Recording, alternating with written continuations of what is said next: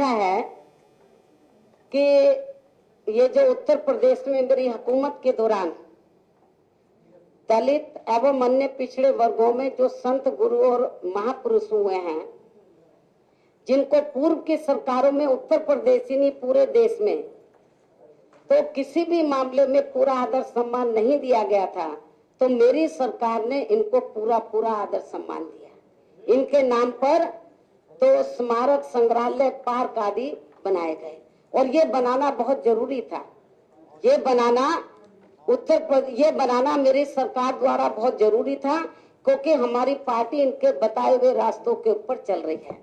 तो और मेरी सरकार ने ये काम अपनी पिछली सरकार में पूरा कर दिया है। जब ये काम पूरा हो गया है तो अब मुझे दोबारा से नए और स्मारक या संग्रहालय या पार्क आदि बनाने की अब कोई जरूरत नहीं है।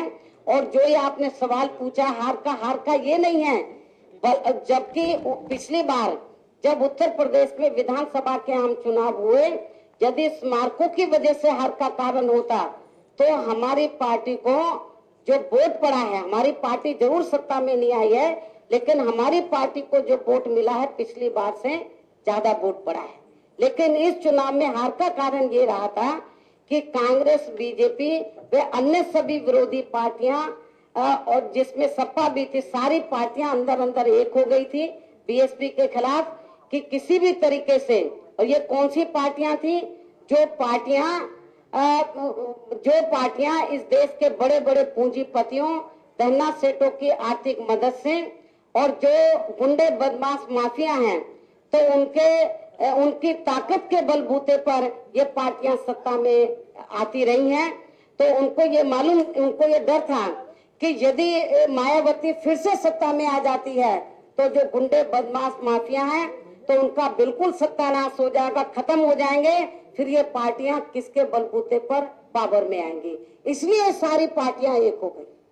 जो बड़े बड़े पूंजीपतियों, धन्ना सेठों वे गुंडे बदमाशों के बल पर सत्ता में आती हैं, तो ये सारी पार्टियां एक होकर अंदर इन्होंने जहां भी बीएसपी के उम्मीदवार चुनाव जीत रहे थे और उन सीटों पर इन विरोधी पार्टियों में से जिस भी पार्टी का उम्मीदवार जीता हुआ नजर आया, मजबूत नजर आया, तो बाकी मान लीजिए सपा का नजर आया तो कांग्रेस, बीजेपी ने अंदर अपना वोट ट्रांसफर कर दिया।